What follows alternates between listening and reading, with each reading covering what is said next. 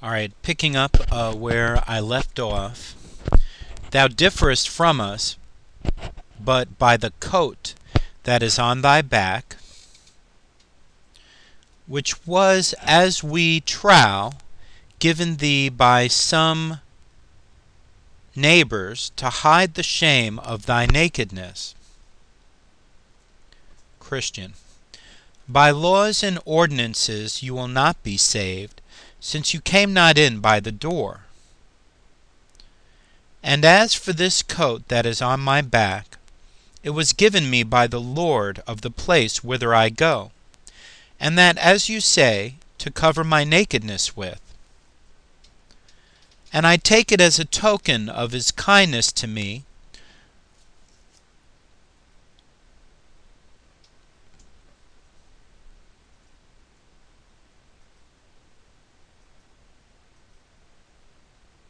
for I had nothing but rags before, and besides thus I comfort myself as I go. Surely, think I, when I come to the gate of the city, the Lord thereof will know me for good, since I have his coat on my back, a coat that he gave me freely in the way that he stripped me of my rags, in the day that he stripped me of my rags. I have moreover a mark in my forehead, of which perhaps you have taken no notice, which one of my Lord's most intimate associates fixed there in the day that my burden fell off my shoulders.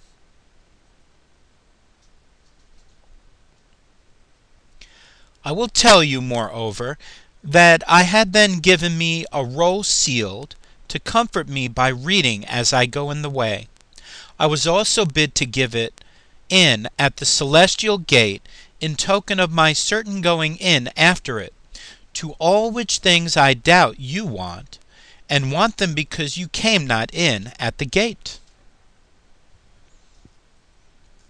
To these things they gave him no answer, only they looked upon each other and laughed. Then I saw that they went on all, save that Christian kept before, who had no more talk but with himself, and that sometimes sighingly, and sometimes comfortably. Also he would be often reading in the roll that one of the shining ones gave him, by which he was refreshed. I beheld then that they all went on till they came to the foot of the hill, Difficulty, at the bottom of which was a spring. There was also in the same places two other ways besides that which came straight from the gate.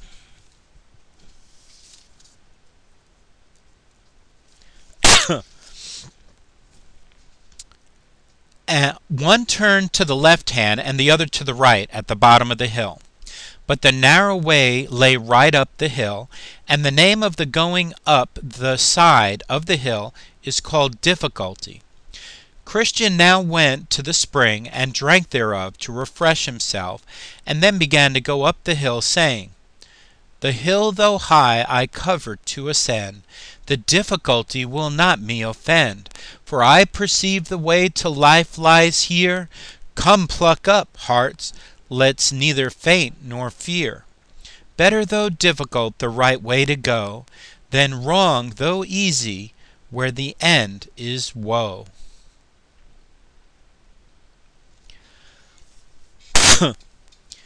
The other two also came to the foot of the hill, but when they saw the hill was steep and high,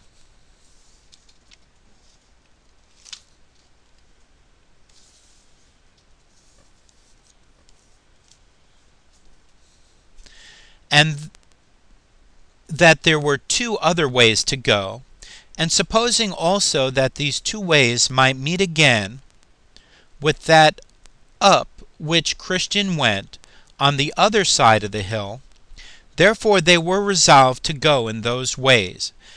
Now the name of one of those was Danger, and the name of the other Destruction. So the one took the way which is called Danger, which led him into a great wood, and the other took directly up the way to destruction, which led him into a wide field full of dark mountains, where he stumbled and fell, and rose no more. I looked then after Christian to see him go up the hill, where I perceived he fell from running to going, and from going to clambering upon his hands and his knees, because of the steepness of the place. Now about the midway to the top of the hill was a pleasant arbor, made by the Lord of the hill, for the refreshment of weary travelers. Thither therefore Christian got, where also he sat down to rest him. Then he pulled his roll out of his bosom, and read therein to his comfort. He also now began afresh to take a review of the coat or garment that was given him as he stood by the cross.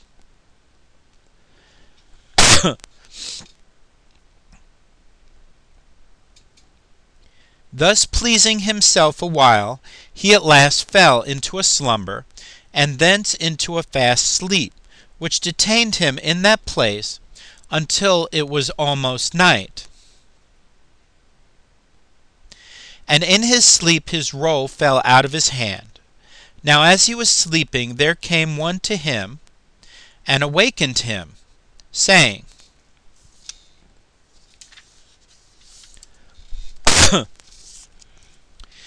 Go to the ant, thou sluggard. Here Christian slept.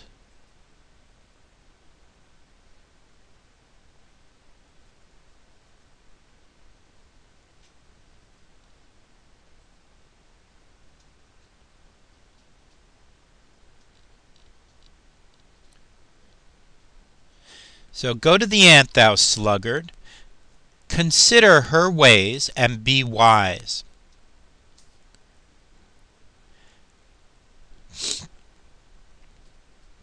And with that Christian suddenly started up and sped him on his way, and went apace till he came to the top of the hill. Now when he was got up to the top of the hill, there came two men running against him amain.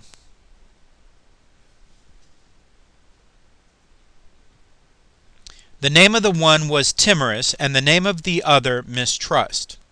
To whom Christian said, Sirs, what's the matter? You run the wrong way.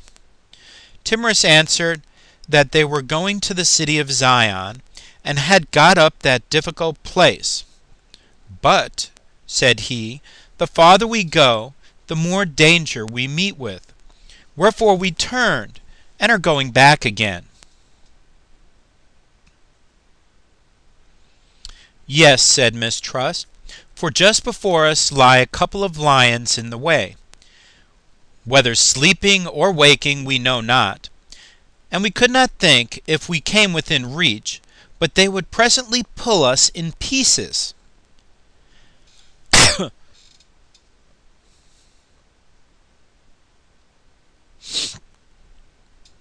Christian. Then said Christian, You make me afraid. But whither shall I fly to be safe? If I go back to mine own country, that is prepared for fire and brimstone, and I shall certainly perish there. If I can get to the celestial city, I am sure to be in safety there. I must venture to go back is nothing but death. To go forward is fear of death, and life everlasting beyond it. I will yet go forward.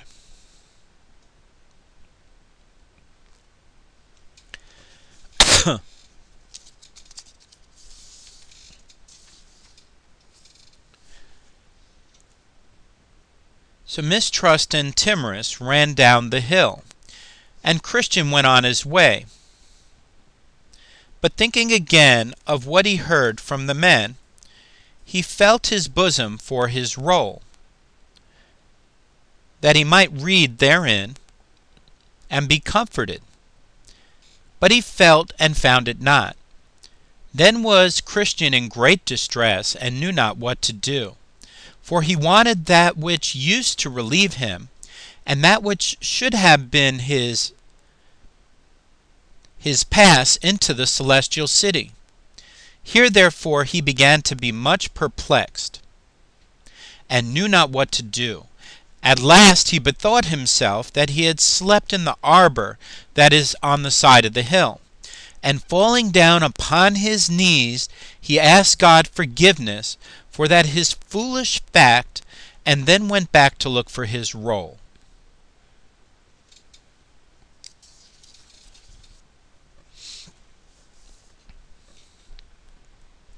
But all the way he went back, who can sufficiently set forth the sorrow of Christian's heart?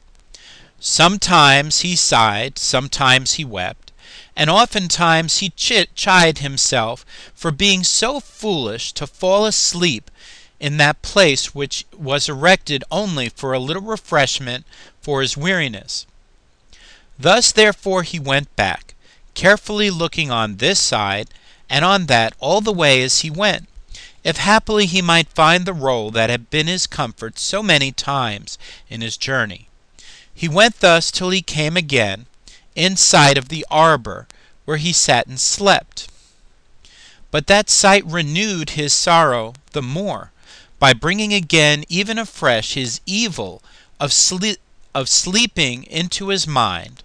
Thus therefore he now went on bewailing his sinful sleep, saying, O wretched man that I am, that I should sleep in the daytime, that I should sleep in the midst of difficulty, that I should indulge the flesh, as to use that rest for ease to my flesh, which the Lord of the hill hath erected only for relief.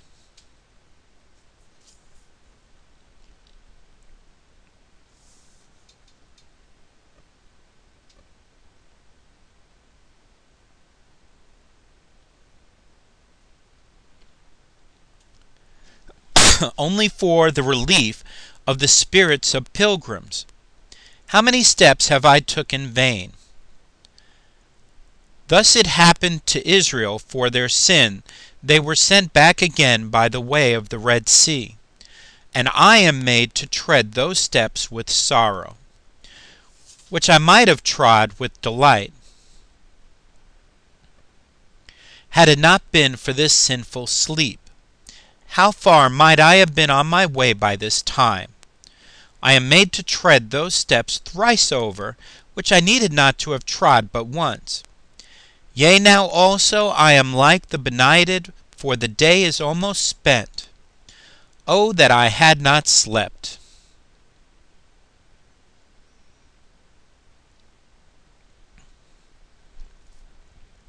Now by this time he was come to the arbor again, where for a while he sat down and wept. But at last, as Christian would have it, looking sorrowfully down under the settle, there he espied his roll, and which he with trembling and haste catched up and put into his bosom.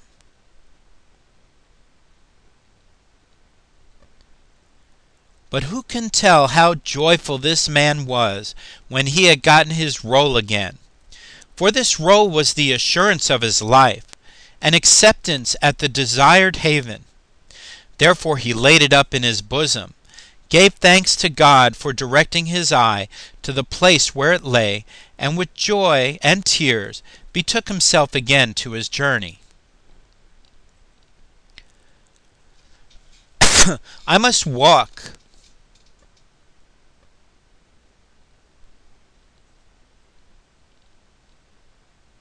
without the sun,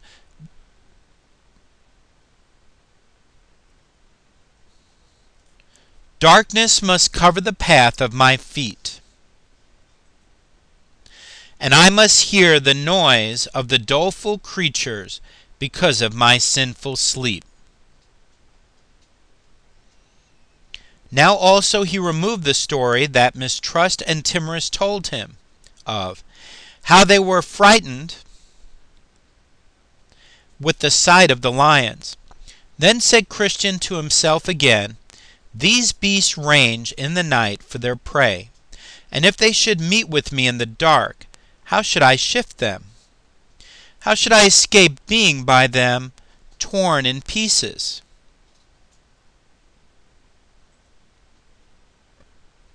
Thus he went on his way, but while he was thus bewailing his unhappy miscarriage, he lifted up his eyes, and behold, there was a very stately palace before him, the name of which was Beautiful, and it stood just by the highway side.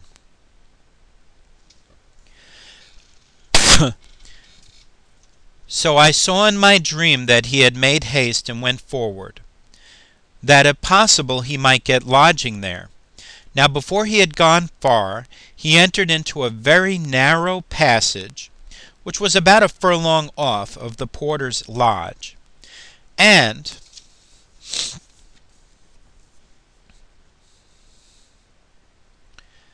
looking very narrowly before him as he went, he espied 2 lions in the way. Now, thought he, I see the dangers that Mistrust and Timorous were driven back by. The lions were chained, but he saw not the chains. Then he was afraid, and thought also to himself to go back after them, for he thought nothing but death was before him. But the porter at the lodge, whose name is Watchful, perceiving that Christian made a halt, as if he would go back, cried unto him, saying, Is thy strength so small? Fear not the lions,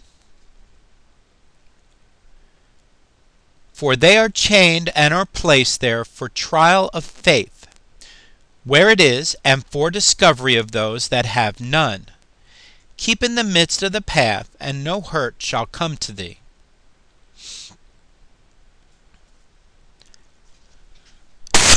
Then I saw that he went on, trembling for fear of the lions. But taking good heed to the directions of the porter, he heard them roar, but they did him no harm. Then he clapped his hands and went on, till he came and stood before the gate where the porter was. Then said Christian to the porter, Sir, what house is this, and may I lodge there tonight? The porter answered, This house was built by the Lord of the hill, and he built it for the relief and security of pilgrims. The porter also asked whence he was, and whither he was going.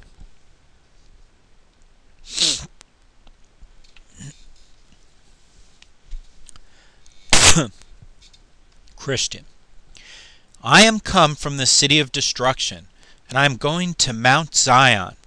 But because the sun is now set, I desire if I may to lodge here tonight. Porter, what is your name? My name is now Christian, but my name at the first was Graceless. I came of the race of Japheth, whom God still persuade to dwell in the tents of Shem. Porter. But how doth it happen that you came so late? The sun is set. Christian. I had been here sooner, but that wretched man that I am, I slept in the arbor that stands on the hillside. Nay, I had, notwithstanding that, been here much sooner, but that in my sleep I lost my evidence, and came without it to the brow of the hill, and then feeling for it, and finding it not, I was forced with sorrow of heart to go back to the place where I slept my sleep, where I found it, and now I am come. Porter. Well, I will call out one of the virgins of this place, who will, if she likes your talk, bring you in to the rest of the family, according to the rules of the house. So Watchful the porter rang a bell, at the sound of which came out of the door of the house a grave and beautiful damsel named Discretion, and asked why she was called.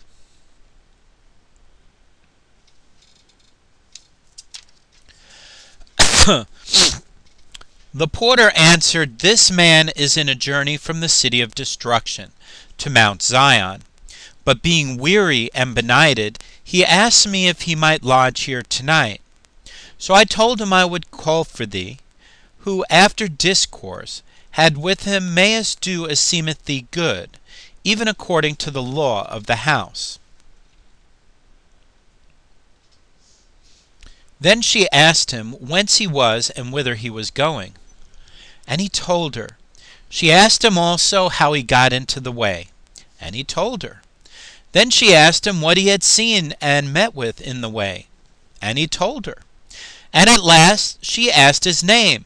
So he said, "It is Christian. And I have so much the more desire to lodge here tonight, because by what I perceive this place was built by the Lord of the hill, for the relief and security of pilgrims." So she smiled, but the water stood in her eyes, and after a little pause she said, "I will call forth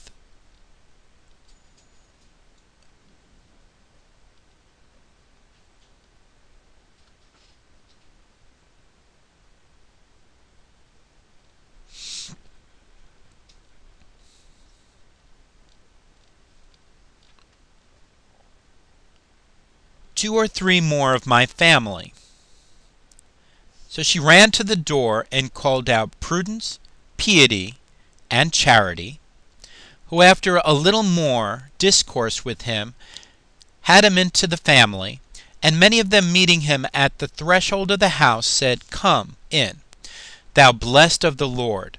This house was built by the Lord of the hill on purpose to entertain such pilgrims in." Then he bowed his head and followed them into the house. So when he was come in and sat down, they gave him something to drink, and consented together that until supper was ready, some of them should have some particular discourse with Christian, for the best improvement of time. And they appointed Piety and Prudence and Charity to discourse with him, and thus they began. Piety. "Come, good Christian, since we have been so loving to you, and receive you into our house this night, let us, if perhaps we may better ourselves thereby, talk with you of all things that have happened to you in your pilgrimage."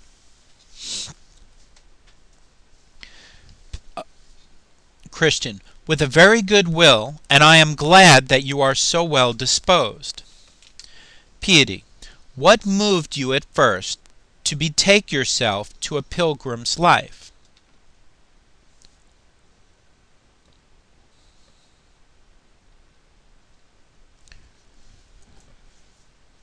Christian.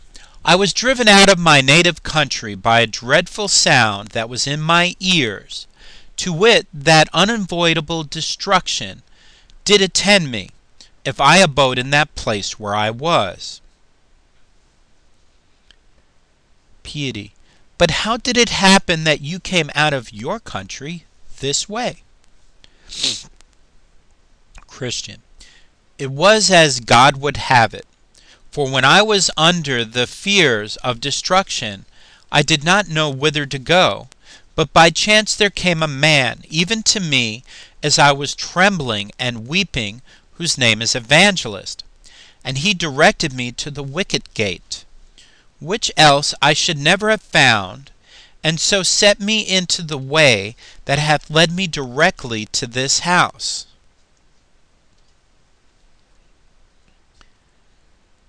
But did you, Piety, but did you not come by the house of the interpreter?" Christian. "Yes, and did flee, and did see such things there, the remembrance of which will stick by me as long as I live, especially three things, to wit, how Christ, in despite of Satan, maintains his work of grace in the heart, how the man had sinned himself quite out of hope of God's mercy, and also the dream of him that thought in his sleep the day of judgment was come,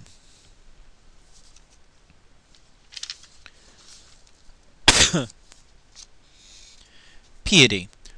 Why did you hear him tell his dream? Christian.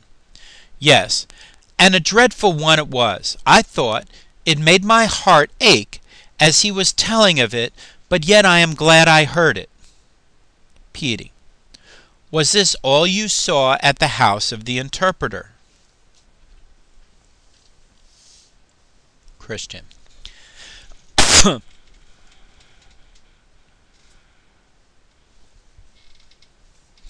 No, he took me and had me where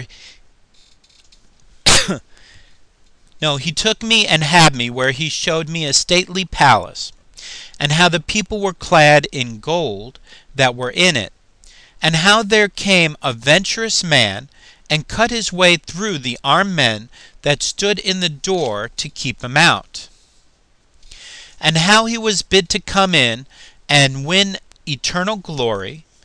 Methought those things did ravish my heart. I could have stayed at that good man's house a 12-month, but that I knew I had farther to go. Piety. And what saw you else in the way? Christian. Saw? Why, I went but a little farther, and I saw one, as I thought in my mind, hang bleeding upon the tree, and the very sight of him made my burden fall off my back, for I groaned under a weary burden, but then it fell down from off me.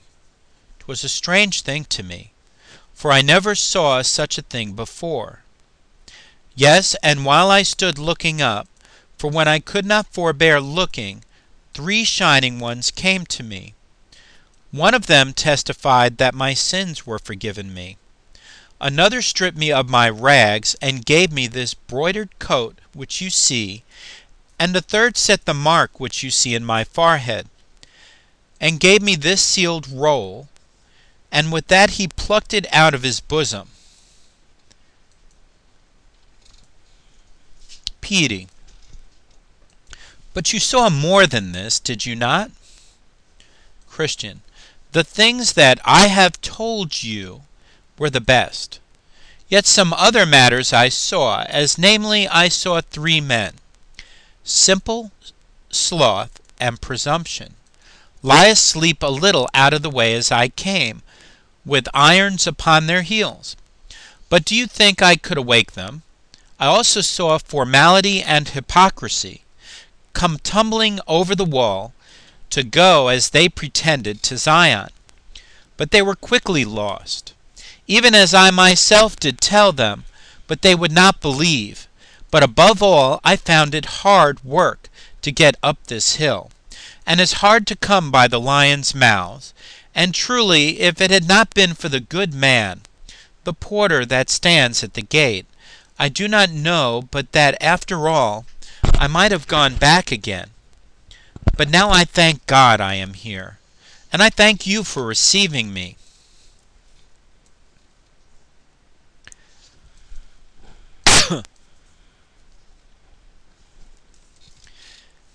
Then Prudence thought good to ask him a few questions and desire his answers to them. Prudence. Do you not think sometimes of the country from whence you come? Christian. Yea, but with much shame and detestation. Truly, if I had been mindful of that country from whence I came out, I might have had opportunity to have returned. But now I desire a better country, that is, a heavenly one.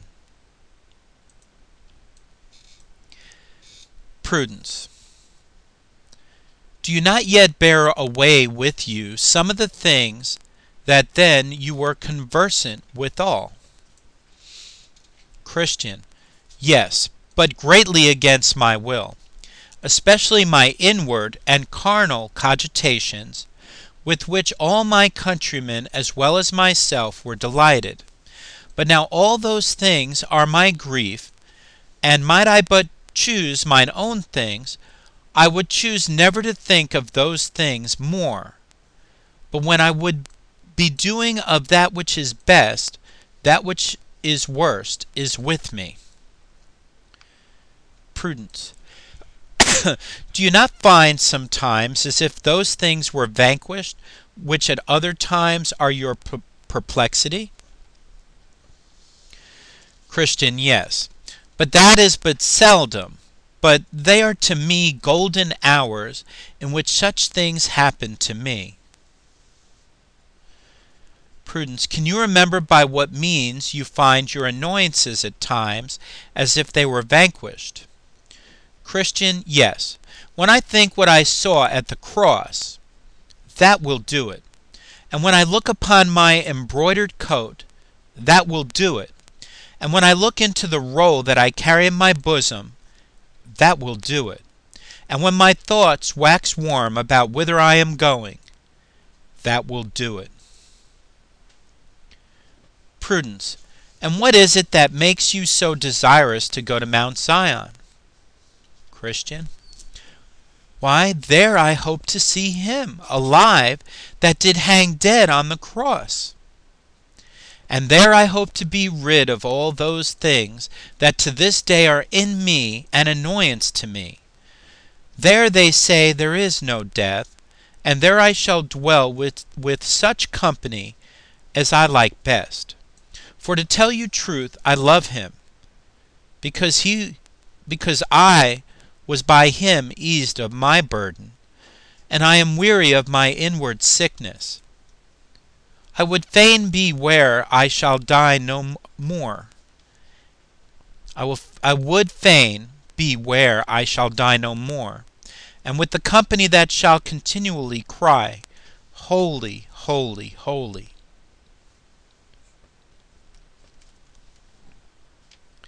This will be continued in the next recording.